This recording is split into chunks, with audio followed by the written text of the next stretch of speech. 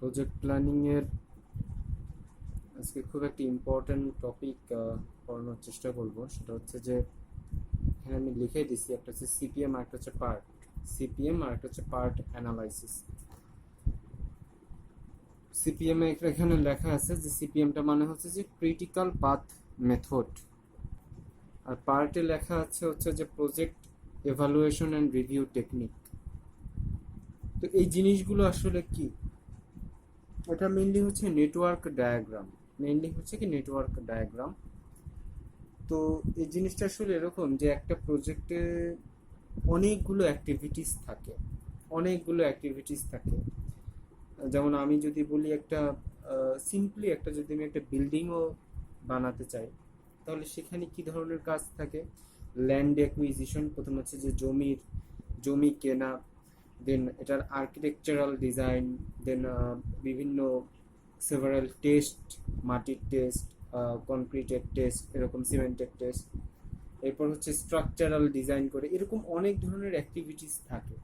তো এই অ্যাক্টিভিটিসগুলোকে পরপর সাজানোর জন্য, এখানে তো আমি অল্প কয়েকটা বললাম, হয়তো 5টা কি 6টা, কিন্তু একটা ইন্ডাস্ট্রির কথা যদি আমি চিন্তা করি, কিংবা একটা বিশাল মেগা প্রজেক্টের, সেক্ষেত্রে কিন্তু আসলে অনেক অ্যাক্টিভিটিস থাকে। এটা 100, 100, 200, 300 অনেক হতে পারে। এই অ্যাক্টিভিটিসগুলো হচ্ছে যে ঠিকভাবে সাজানোর জন্য মেনলি আমরা এই নেটওয়ার্ক ডায়াগ্রামগুলো ব্যবহার করি।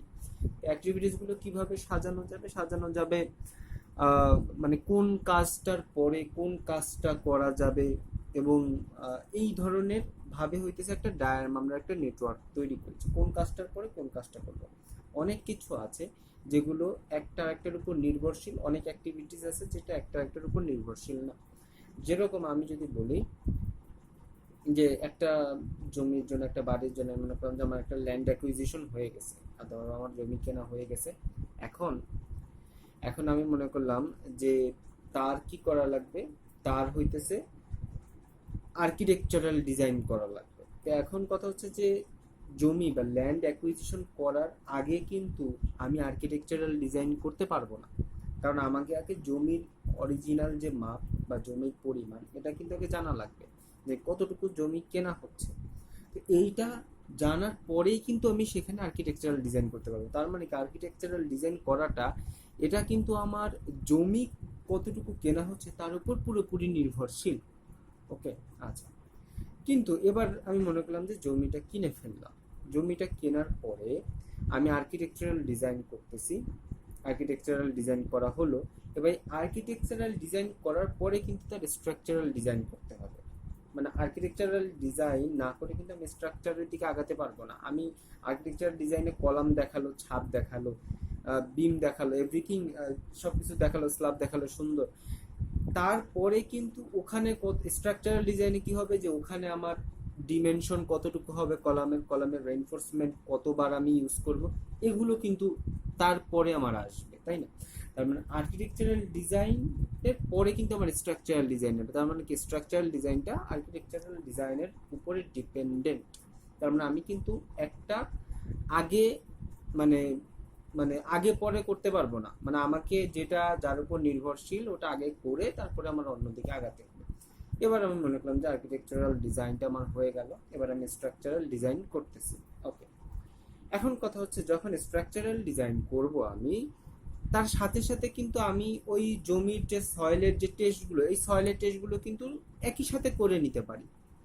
তার মানে কি দাঁড়াচ্ছে, যে স্ট্রাকচারাল ডিজাইনের উপরে কিন্তু আমার সয়েল টেস্ট নির্ভরশীল না, আমি কিন্তু সয়েল টেস্টের যে কোনো মুহূর্তে করে ফেলতে পারি। তার মানে এগুলো কিন্তু, এই সয়েল টেস্ট যে বিষয়টা, বা আমার কনক্রিট বা রেইনফোর্সমেন্টের টেস্ট যেগুলো আছে, এই টেস্টগুলো কিন্তু আমার আর্কিটেকচারাল ডিজাইন কিংবা স্ট্রাকচারাল ডিজাইন করার উপরে নির্ভর করে না, এগুলো কিন্তু আমি আলাদাভাবেই করে নিতে পারি। তার মানে এগুলো কিন্তু আর্কিটেকচারাল ডিজাইন যখন কাজ চলতেছে তখন তার সাথে সাথে কিন্তু আমি টেস্টগুলোও করতে পারি, অথবা স্ট্রাকচারাল ডিজাইন যখন চলতেছে তখনও কিন্তু তার সাথে সাথে আমি আমার টেস্টগুলো করে নিতে পারি। তার মানে এই দুইটা কাজ কিন্তু একই সাথে চালানো যাচ্ছে, এটা কিন্তু অন্য কারোর উপর নির্ভরশীল না। যেমন স্ট্রাকচারাল ডিজাইন করার আগে অবশ্যই আমাকে আর্কিটেকচারাল ডিজাইন করে আসতে হবে, কিন্তু টেস্ট করার ক্ষেত্রে কিন্তু এগুলোর উপরে তারা নির্ভরশীল না। তার মানে এটা হচ্ছে স্বাধীন ঘটনা। তার মানে এগুলোকে আমি কি পরস্পর একই সাথে চালাতে পারবো, মানে একই সাথে আমি ডিজাইনও চালাতে পারবো, একই সাথে আমি টেস্টও চালাতে পারবো। তো এই ঘটনাগুলোকেই আমি একটা ছবির মাধ্যমে রিপ্রেজেন্ট করতে চাই। এই ঘটনাগুলোকে আমি ছবির মাধ্যমে রিপ্রেজেন্ট করতে চাই। আমরা এখানে অনেকগুলো ঘটনা দেখবো। আমি মনে করলাম যে A B C D E F G, এগুলো প্রত্যেকটা স্বাধীন ঘটনা। এ মনে করলাম যে জমি কেনা, বি মনে করলাম যে তার আর্কিটেকচারাল ডিজাইন করা, সি মনে করলাম স্ট্রাকচার, ডি মনে করলাম টেস্ট, ঠিক আছে, ই মনে করলাম তার এভালুয়েশন, এরকম ফিজিবিলিটি রিপোর্ট, এরকম অনেকগুলো মানে অ্যাক্টিভিটিস আমার একটা প্রজেক্টে থাকতে পারে। আমি সেগুলোকে অনেকগুলো নাম দিতে পারি, A B C D E F G. এগুলো আমি একটা ছবির মাধ্যমে প্রকাশ করব। যেই ছবিটা মেনলি হইতেছে আমার নির্দেশ করবে যে আমি কোন কাজের পরে কোন কাজ করব, কোনটা কার উপরে নির্ভরশীল, এই জিনিসগুলো আমার সেই ছবিটা হইতেছে কি করবে, দিক নির্দেশনা দিবে।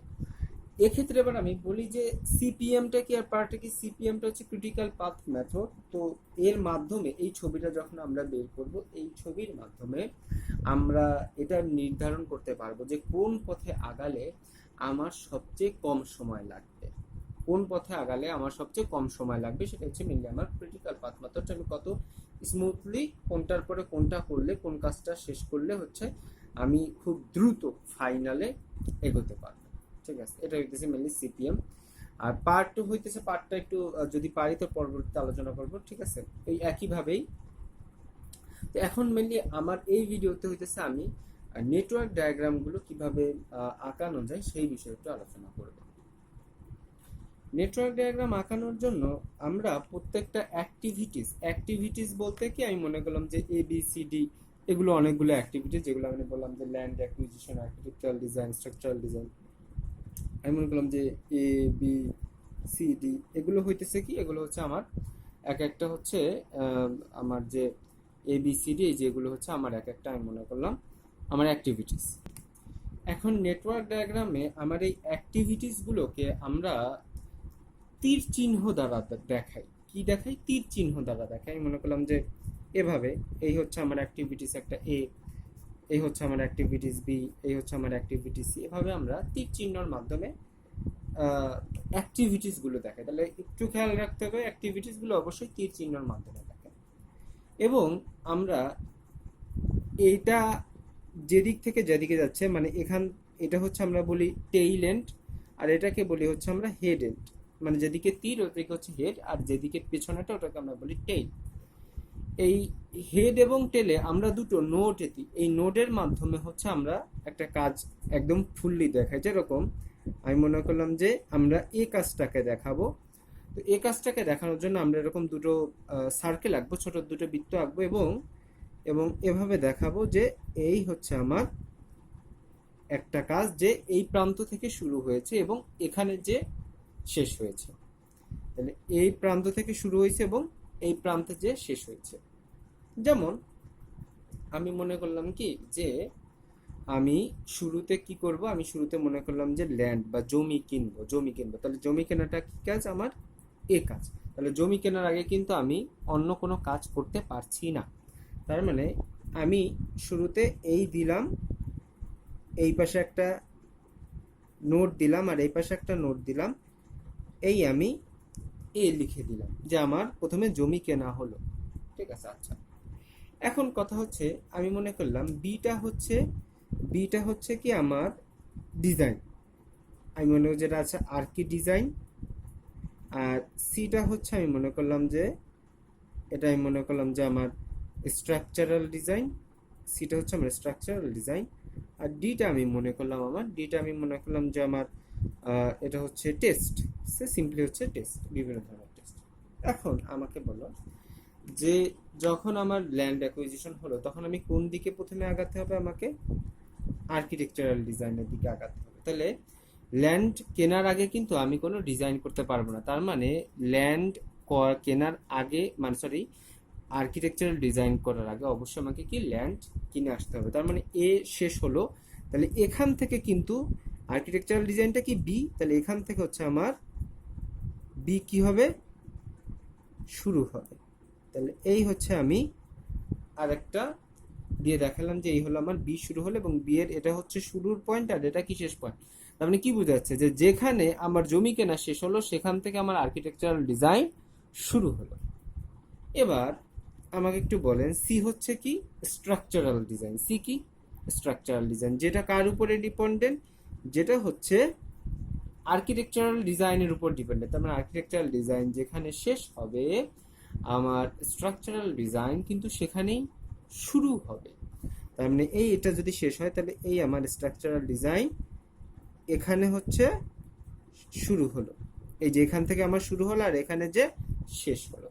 সবসময় মনে রাখতে হবে, একটু খেয়াল রাখতে হবে, অনেকে যেটা করে সেটা হচ্ছে এই নোটগুলোর ভিতরে এবিসি দিয়ে যায়। নোটগুলোকে আমরা নর্মালি এরকম নাম্বার দিয়ে চিহ্নিত করব 1 2 3 4, কিন্তু বেশিরভাগ স্টুডেন্ট যেটা করে এই নোটগুলোতে হইতেছে এবিসিডি বসে, এটা হইতেছে ভুল। এবিসিডি হবে হচ্ছে তীরের যে জায়গাটা, শুধু তীরের জায়গাটা আমার অ্যাক্টিভিটিস কিন্তু তীরগুলো, আর নোটগুলো যা শুরু এবং শেষ নির্দেশ করে। যেখানে এ শেষ হয়েছে সেখান থেকে বি শুরু, যেখানে বি শেষ হয়েছে সেখান থেকে সি শুরু, আবার সি এখানে এসে শেষ হয়েছে। আচ্ছা, আমি কিন্তু একটা দিনে সেটা হচ্ছে ডি, যেটা হচ্ছে টেস্ট। এখন আমাকে বলেন যে ডিটা কারোর উপরে নির্ভর করতেছে, ডিটা নির্ভর করতেছে কি, এটা কি কোনো স্ট্রাকচারাল ডিজাইনের উপর নির্ভর করতেছে? না। আমি ডিজাইন চালানোর সাথে সাথেই কিন্তু আমি টেস্টগুলো চাইলেই চালাতে পারি।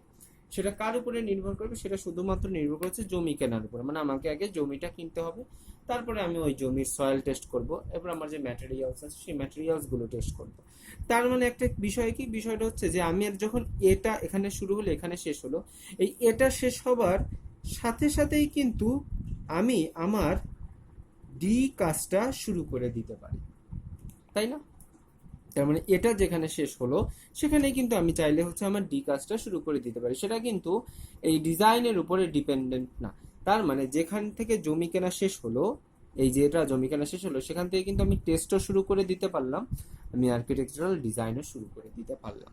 তাহলে এই হচ্ছে কিন্তু আমি একটা ছোট একটা নেটওয়ার্ক ডায়াগ্রামের মতো একটা ছবি আঁকিয়েছি।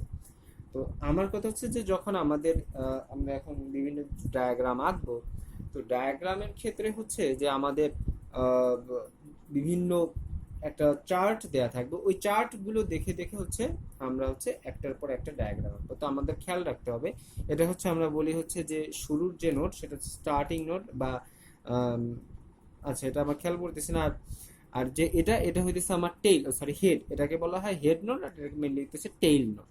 ঠিক আছে, হেড মানে যেখান থেকে শুরু হয়েছে আর যেখানে যে শেষ হবে। তবে একটা জিনিস খেয়াল রাখতে হবে, খুব ইম্পর্ট্যান্ট একটা বিষয়, সেটা হচ্ছে এটা খুব ইম্পর্ট্যান্ট, সেটা হচ্ছে যে একটা নোট থেকে, নোট মানে কি এই গোল যে জায়গাটা, একটা নোট থেকে দুটো দুটো তীর যদি বের হয়, যেমন এখানে দুটো তীর বের হয়েছে, দুটো তীর যদি বের হয়, দুটো তীর একই অন্য নোডে যেতে পারবে না। মানে বিষয়টা হচ্ছে না একটা এরকম, এই একটা নোট, তো এই নোট থেকে এরকম হতে পারবে না যে একই নোডে দুইটা তীর প্রবেশ করতে পারবে না। তার মানে দুইটা কাজকে আমাকে দুইটা ভিন্ন ভিন্ন নোট দিয়ে দেখাতে হবে। মানে আমি মনে করলাম যে এটা হচ্ছে আমার সি কাজ, এটা হচ্ছে আমার ডি কাজ, আর এই মনে করলাম যে এটা হচ্ছে আমার এ কাজ।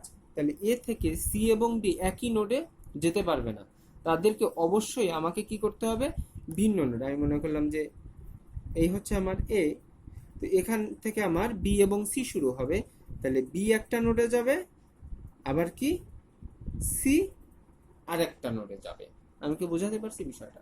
আচ্ছা, ঠিক আছে। তার মানে মানে বিষয়টা হচ্ছে যে দুটো দুটো তীর একই থেকে শুরু হয়ে আবার আরেকটা একইতে যে শেষ হতে পারবে না, মানে তাদের জন্য আমাকে কি দুটো ভিন্ন ভিন্ন আমাকে নোড ব্যবহার করতে হবে।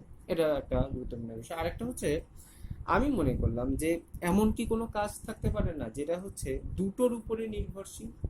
মানে কি বলবো, যে এমন মনে করলাম যে এখানে কি এবিসি তিনটা আমি দিছি, তো আমি মনে করলাম যে একটা কাজ ডি, এর পরবর্তীতে আমি ডি কাজ আগাবো, যেই ডি কাজটা বি এবং সি দুটোরই উপরে নির্ভরশীল। মানে বি এবং সি যদি সম্পূর্ণ হয় তাহলে হচ্ছে আমার ডি কাজটা হবে।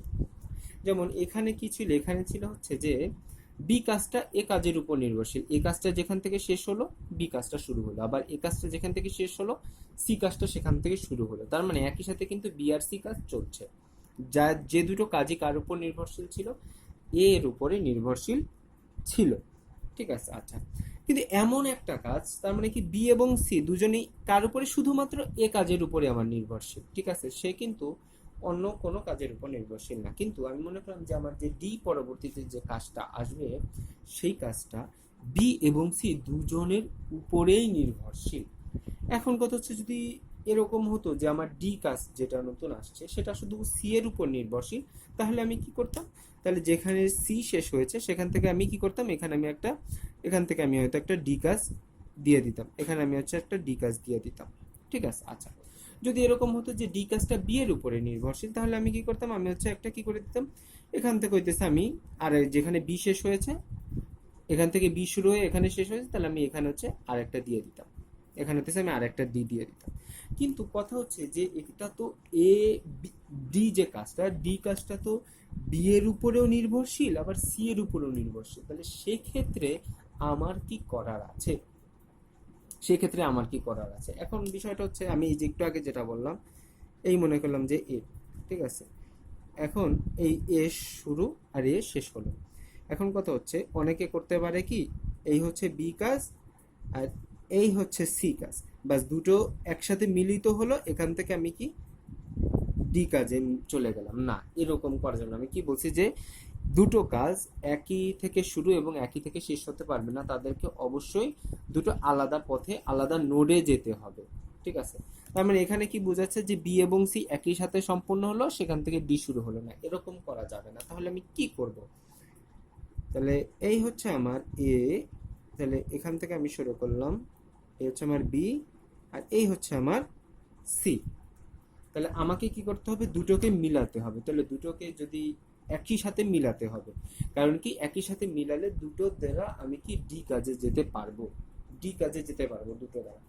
সেক্ষেত্রে আমরা কি করি, সেক্ষেত্রে হচ্ছে আমরা একটা ডামি অ্যাক্টিভিটি বলে একটা কথা আছে, যেটা হচ্ছে জাস্ট আমরা যুক্ত করি। যেরকম এখান থেকে আমি মনে করলাম এই যে একটা ডট দিলাম, এই ডট দ্বারা আসলে জাস্ট এই দুটোকে কানেকশন বোঝাচ্ছে, এটা কোনো অ্যাক্টিভিটি না, এটা কোনো কাজ না। কারণ আমরা নর্মালি তীর দ্বারা কি অ্যাক্টিভিটি চিহ্নিত করি, মানে কোনো একটা কাজ, কিন্তু এই তীর দ্বারা আসলে কোনো কাজ চিহ্নিত করে না। তো এ দ্বারা বোঝাচ্ছে যে বি আর সি এক হলো, এবার সেখান থেকে কি আমি ডি শুরু করলাম। আবার জিনিসটা কিন্তু উল্টোটাও হতে পারতো, মানে আমি, এই হচ্ছে আমার বি আর এই হচ্ছে আমার সি দুটো। তো এখন কথা হচ্ছে, আমি এই হচ্ছে আমরা নোট দিই, এই হচ্ছে আমরা নোট দিলাম। আচ্ছা, এখন কথা হচ্ছে আমি কি করতে পারি, আমি হচ্ছে বি থেকেও কি করতে পারি, সিতে এসে এভাবে কিন্তু করতে পারি, মানে এ থেকে বি, মানে বি থেকে সি, এইখানে কি সি থেকে বি কানেক্ট করছি, সেখান থেকে ডি বের করছি, তাতেও হবে, মানে বি আর সি কানেক্ট হলো। আবার বি থেকে সি কানেক্ট করছি, সেক্ষেত্রেও বি আর সি কানেক্ট হয়ে ডি শুরু করে দিলাম।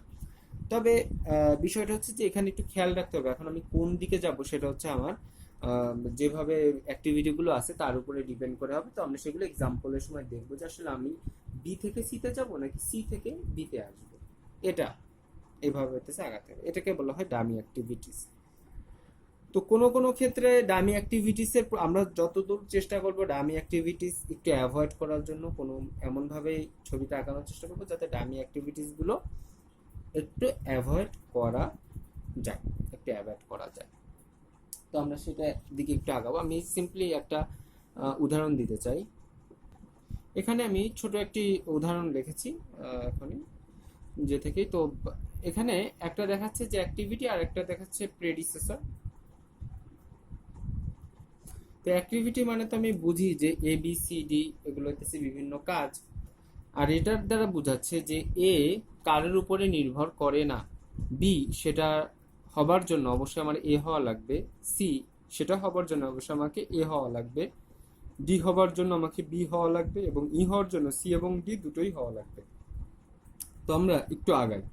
তাহলে অ্যাক্টিভিটি এ কারের উপরে নির্ভর করে না, তাহলে নির্ভর যেহেতু করে না, তার মানে আমরা একটা শুরুর নোট দেই আর একটা শেষের নোট দিয়ে অ্যাক্টিভিটি এটি আঁকাই ফেললাম, অ্যাক্টিভিটি এ হয়ে গেল, কারের উপরে তো নির্ভর করছে না।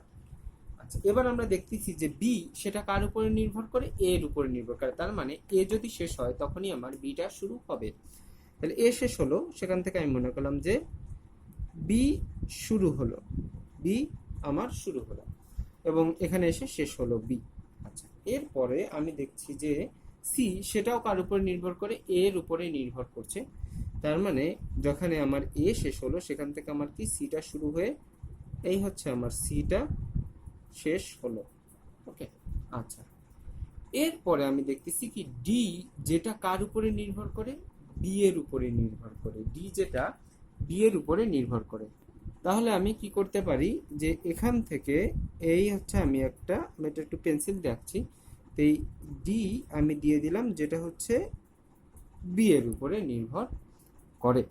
ওকে, আচ্ছা, এখন এরপরে আমি দেখছি যে ই যেটা সি এবং ডি দুজনের উপরে নির্ভর করে, সি এবং ডি দুজনের উপরে নির্ভর করে। তার মানে কি দাঁড়াচ্ছে, তার মানে দাঁড়াচ্ছে ই কাজটা যদি আমাকে হতে হয় তাহলে সি এবং ডি দুজনেরই আমার প্রয়োজন।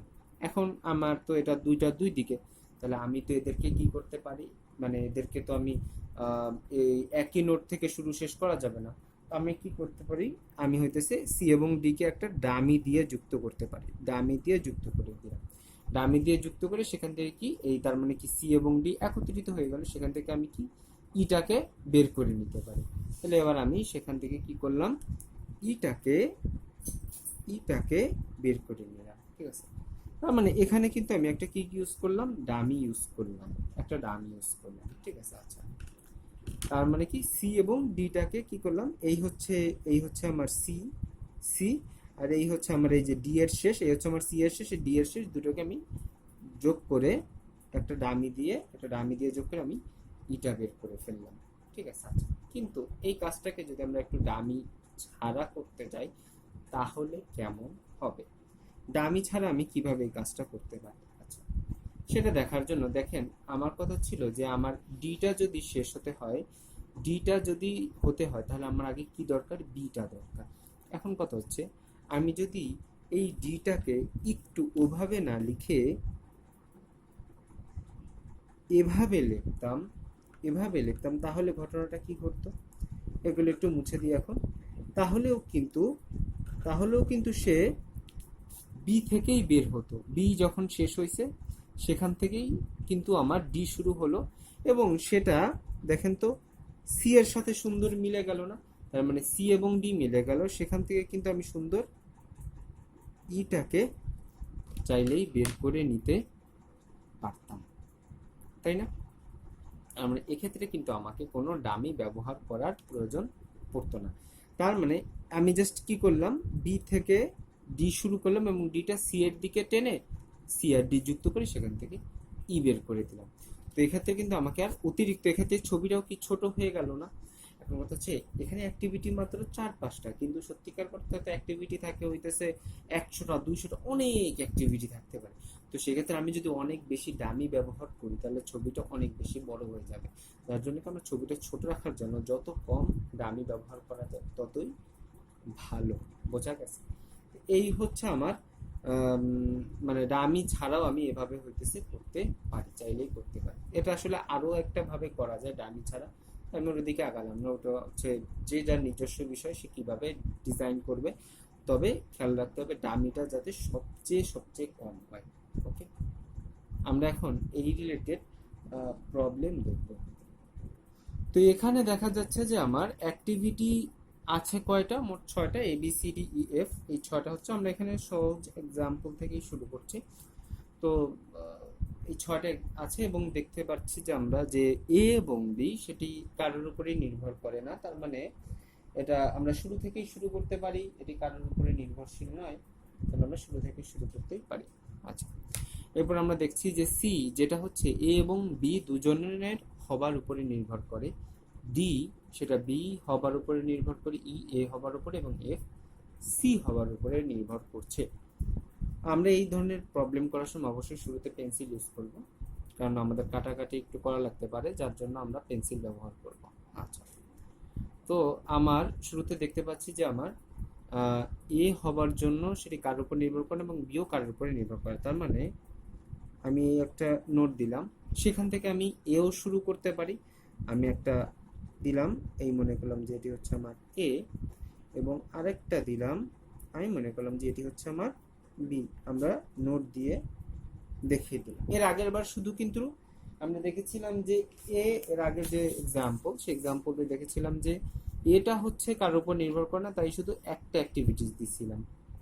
কিন্তু এখানে হচ্ছে কি এর সাথে বিও কারোর উপর নির্ভর করে না, তাই এ এবং বি একই সাথে আমি দিছি। ঠিক আছে, আচ্ছা।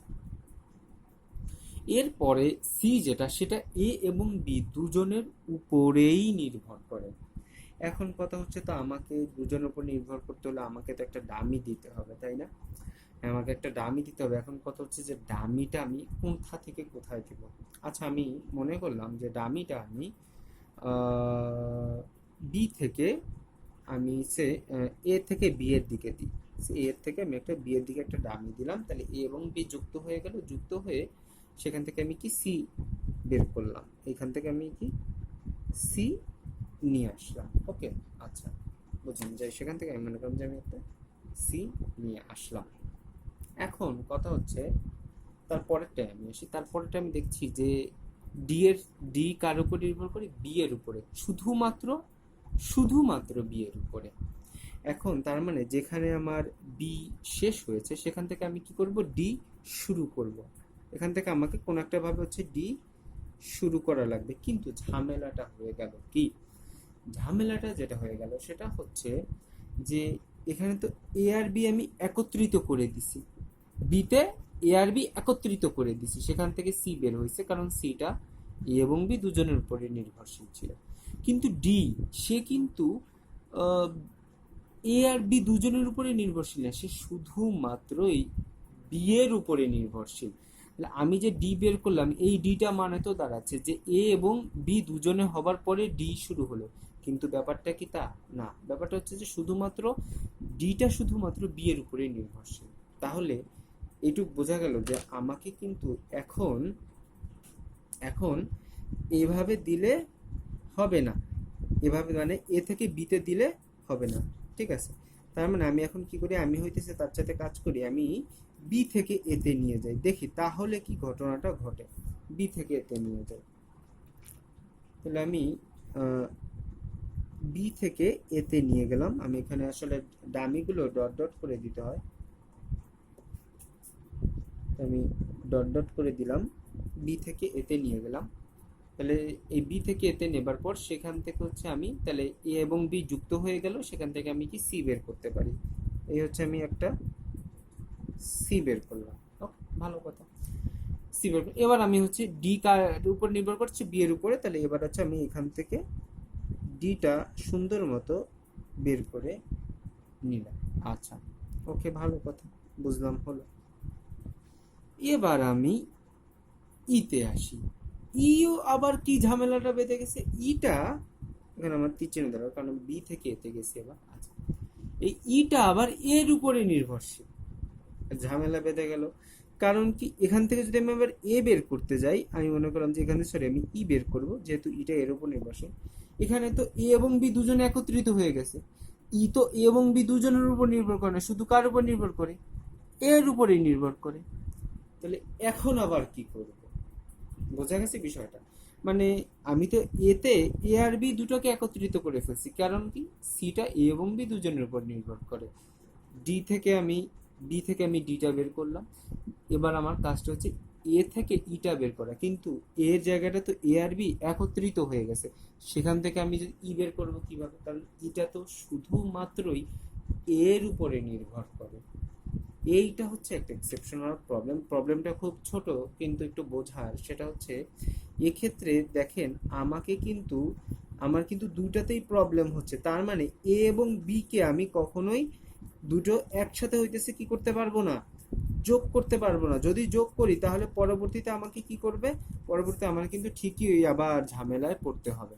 তাহলে এক্ষেত্রে আমি কি করতে পারি? এক্ষেত্রে যেটা করা যায় সেটা হচ্ছে আমরা এই হচ্ছে আমার এ, আর এই তো আমার বি, এইটা বি।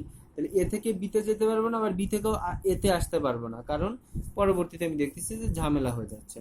তাহলে যেটা করতে হয় সেটা হচ্ছে যে এদের দুটোকে আমরা আলাদা একটা নোডে যুক্ত করে দিই, আলাদা একটা নোডে যুক্ত করে দিলাম। তার মানে এখানে এও এসে মিললো, এখানে বিও এসে মিললো। তবে এটা কোনো অ্যাক্টিভিটিস না, কারণ এটা আমরা ডট দিয়ে চিহ্নিত করছি, এটা কোনো অ্যাক্টিভিটিস না। যেমন এটা একটা অ্যাক্টিভিটিস, এটা একটা অ্যাক্টিভিটিস, কিন্তু এর অ্যাক্টিভিটিসের কিন্তু কোনো নাম নাই। তার মানে এবারে কিন্তু আমি দুটোকেই যোগ করে দিলাম। এবার এ এবং বি এর উপরে কে নির্ভর করছে? সি। তাহলে এই হচ্ছে আমি সিটা দিয়ে দিলাম। ওকে, আচ্ছা, সিটা আমি হচ্ছে দিয়ে দিলাম। এবার আমি একটু পরবর্তীতে আসি। ডিটা কার উপর নির্ভরশীল? বি এর উপর নির্ভরশীল। তার মানে আমি এই হচ্ছে আমার ডিটাকে দিয়ে দিলাম। ওকে, আচ্ছা, এটা হচ্ছে আমি ডিটাকে দিয়ে দিলাম। এবার আমি দেখতেছি এটা কার উপর নির্ভরশীল, মানে ইটা কার উপর নির্ভরশীল? এর উপর নির্ভরশীল। তার মানে এ যেখানে শেষ হবে সেখান থেকে আমার ই শুরু হবে, দিয়ে দিলাম। এবং এফটা কার উপর নির্ভরশীল? সি এর উপর নির্ভরশীল, মানে সি যেখানে শেষ হবে, এই সি শেষ হলো এখানে, সেখান থেকে কি আমি কি দিয়ে দিলাম? এফ দিয়ে দিলাম। এবং এই হচ্ছে আমার আরেকটা। ওকে, এখন কথা হচ্ছে একটু খেয়াল রাখতে হবে নেটওয়ার্ক ডায়াগ্রামে, কিন্তু আমার কিন্তু আঁকা শেষ, আমার কিন্তু আঁকা কাজ শেষ। আচ্ছা, একটু খেয়াল রাখতে হবে যে নেটওয়ার্ক ডায়াগ্রামের ক্ষেত্রে আমরা হচ্ছে শেষে যেটা থাকবে সবগুলোকে একটা জায়গায় যোগ করে দিব। তার মানে এই যে আলাদা একটা নোড হলো, এতগুলো নোড রাখার দরকার না, আমরা সবগুলোকে একটা নোডে নিয়ে আসবো। তার মানে আমি এটাকে কি করতে পারতাম? আমি এই ডিটাকে কি করতে পারতাম? সুন্দর মতো যেটা করতে পারতাম সেটা হচ্ছে ওই লাস্টের নোডের সাথে একটু মিলাই দিই। এই হচ্ছে আমি কিন্তু এই লাস্টের নোডের সাথে আমি কি করলাম? ডিটা মিলাই দিলাম।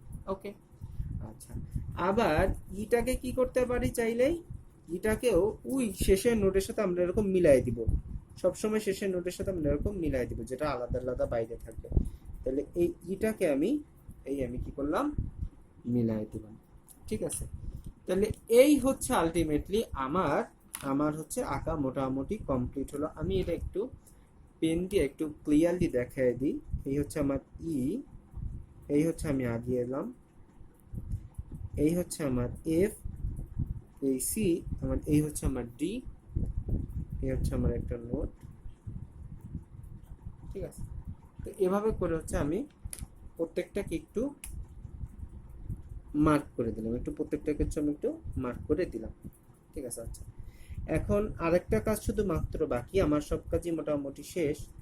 এগুলোকে আমরা ডামিগুলোকে আমরা একটু ডট দিয়ে চিহ্নিত করে দিই, ডামিগুলোকে শুধুমাত্র একটু ডট দিয়ে চিহ্নিত করে দিই। ঠিক আছে, আর এটা হচ্ছে আমার একদম শেষের নোট।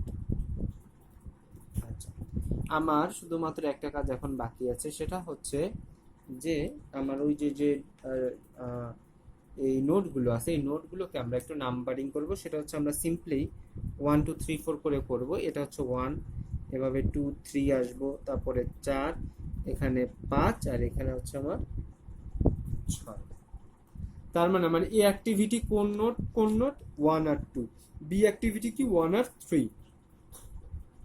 এইগুলো কিন্তু কোনো অ্যাক্টিভিটি না। তাহলে ই অ্যাক্টিভিটি কি 2 আর 6, সি অ্যাক্টিভিটি কি 4 5, ডি অ্যাক্টিভিটি কি 3 6। এটা হচ্ছে আমার। তাহলে এখানে একটু দেখি যে আমার শুরুর নোট কোনটা, 1 নাম্বার নোট, এবং শেষের নোট কোনটা, আমার 6 নাম্বার নোট। তো এই বিষয়টা হচ্ছে যে আমি 1 থেকে শুরু করে যে কোনোভাবে আমার টার্গেটটা কি 6-এ আসা। এখন এই 6-এ আমি কতভাবে আসতে পারি একটু খেয়াল করে দেখি তো। আমি এখান থেকে এ থেকে শুরু করে এদিকে আসতে পারি। আচ্ছা, আমি বি থেকে শুরু করে এভাবে আসতে পারি, আবার বি থেকে শুরু করে এখানে যে এভাবে আসতে পারি, আবার এ থেকে শুরু করে এখানে সি থেকে যে এভাবে আসতে পারি। এবং আসলে অনেকভাবে আগানো যায়। আমার আলটিমেটলি টার্গেট হচ্ছে 1 থেকে 6-এ পৌঁছানো। এটাই তো, মানে শুরু থেকে শেষে পৌঁছানো, মানে প্রজেক্টটা কমপ্লিট করে শুরু থেকে শেষে পৌঁছানো। এখন এটা আমি যে কোনো ভাবেই করতে পারি। তো কোন ভাবে করব সেটাই হচ্ছে মেইনলি ওই যে ক্রিটিক্যাল পাথ। আমি কোন পথে আগাবো, এটি হচ্ছে সেই ক্রিটিক্যাল পাথ। আমার কোন পথে আগালে কোন পথে আগাবো, যে পথে আগালে আমার সবচেয়ে কম সময় বা দিন লাগে, এই পথে আসলে আমার আগানো লাগে। এক্ষেত্রে যেটা হয় যে আমার প্রত্যেকটা কাজের জন্য আমার দিন দেয়া থাকে। মনে করলাম যে এই কাজটা করতে আমার 5 দিন, বি কাজটা করতে 6 দিন, এভাবে করে আমার হতেছে যে পথটাতে এরকম দিন হিসাব করবো আমরা যেতে যেতে, যে পথটাতে আসলে আলটিমেটলি আমার কম সময় লাগে, কম দিন লাগে, সেটাই হচ্ছে কিন্তু আমার ক্রিটিক্যাল পাথ। তো আমরা মেনলি নেটওয়ার্ক ডায়াগ্রাম আঁকানোর দিকেই থাকবো। তো সেদিকে আছে, তো এইভাবে হইতেছে আমরা এই নেটওয়ার্ক ডায়াগ্রামটা আঁকাতে পারি। এরপর আমরা নেক্সট প্রবলেমের দিকে যাবো।